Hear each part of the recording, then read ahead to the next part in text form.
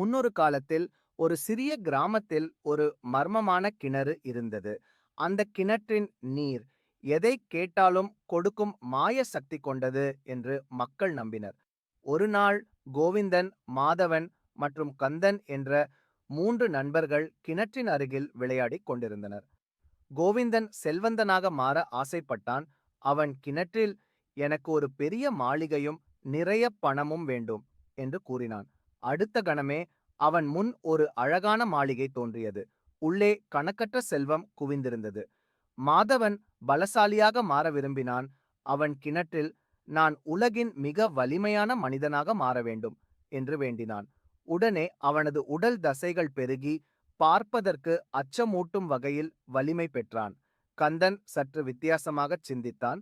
அவன் கிணற்றில் குனிந்து, நான் எதைக் கேட்டாலும் கொடுக்கும் மாயச் சக்தியை அடைய வேண்டும் என்று வேண்டினான். கிணறு பிரகாசித்தது.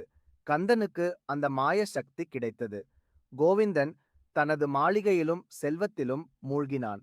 ஆனால் அவனுக்கு பணத்தின் அருமை தெரியாததால் விரைவிலேயே அனைத்தையும் இழந்தான். மாதவன் தனது பலத்தால் அனைவரையும் அச்சுறுத்தினான்.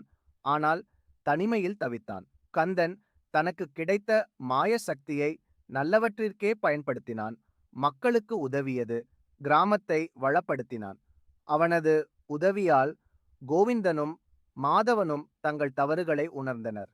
கந்தன் தனது சக்தியால் கிராம மக்களுடன் மகிழ்ச்சியாக வாழ்ந்தான்.